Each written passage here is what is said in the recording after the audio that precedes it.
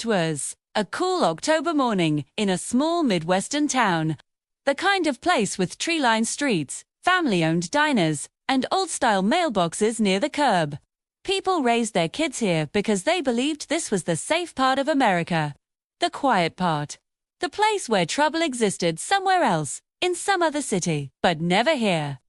But on this particular morning, something didn't feel right. Father, named Mark, arrived at a modest single-story house on Cedar Elm Drive to pick up his 2 children for his scheduled weekend. He knocked on the door. No answer. He knocked again. Still just silence. He tried calling the children's mother, his ex-wife Melissa. The call rang and rang, but no one picked up. A knot of worry started to form in his stomach. Inside that home, behind that front door, a nightmare had already unfolded. Police would later determine from the timeline that the crime had already taken place while Mark was driving over. That means, while he was looking forward to hugging his children, they were already gone. This crime would stun the nation. It would confuse psychologists, and it would make seasoned detectives ask questions they had never asked before. Because the person who committed this horrific act was the one person society expects to protect children the most. Their mother. Her name was Melissa. Friends and neighbors described her as quiet, loving, and very involved in her children's activities. She always went to parent-teacher meetings. She never missed a soccer game. She signed permission slips on time. To the outside world, she seemed like a standard suburban mother. Nothing unusual. Nothing threatening. And that is exactly why this story hit America so hard. Because evil didn't knock on their door that day.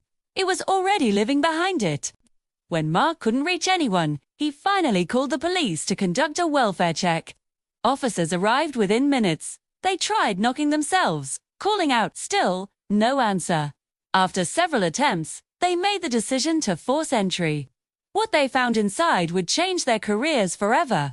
They discovered the mother, Melissa, sitting on a couch in the living room. She was silent, holding her phone, staring into absolutely nothing. 2 cups of coffee sat on the table. One was half drunk, the other was untouched. The television was on, but it was muted. She appeared calm. Too calm. Detectives later said her expression looked like someone who had just finished a task, not someone in a panic, not someone emotional.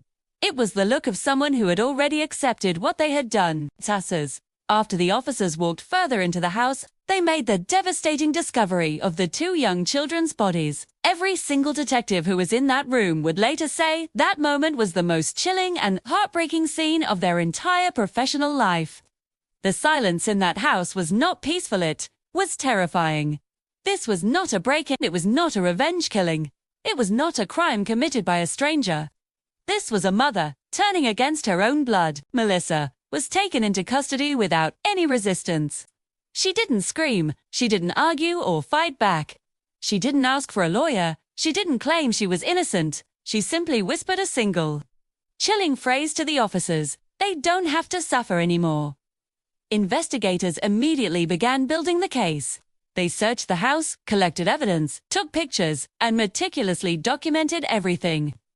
Meanwhile, the community was shattered. That night, parents on that same block hugged their kids a little tighter, a little longer. Nobody slept peacefully. The question on everyone's mind was the same: why? What could possibly push a mother to commit the ultimate betrayal?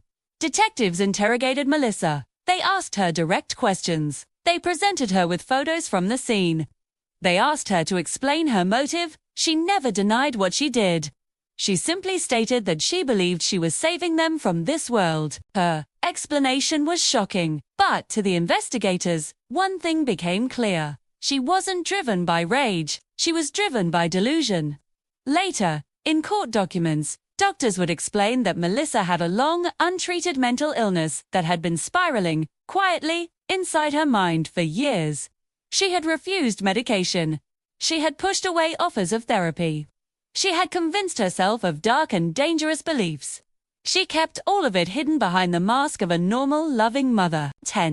In her mind, she was protecting her children. In reality, she destroyed them. When this case hit the national news, the reaction was explosive. Crime Watch Daily sent a team, and their anchor described the mother's confession as emotionless, cold, and haunting. Footage of her sitting in the interrogation room became infamous, precisely because there wasn't a single tear. There was no shaking, no panic, just a numb, blank stare.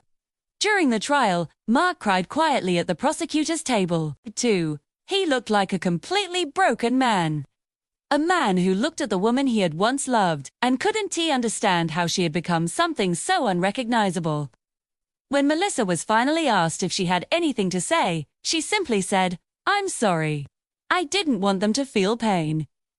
Those words would echo in courtroom reports for months. The judge sentenced her to life in prison, with no possibility of parole. She was escorted out of the courtroom and was never seen by the community again. But the real tragedy was what this crime represented. This wasn't a serial killer or a kidnapper.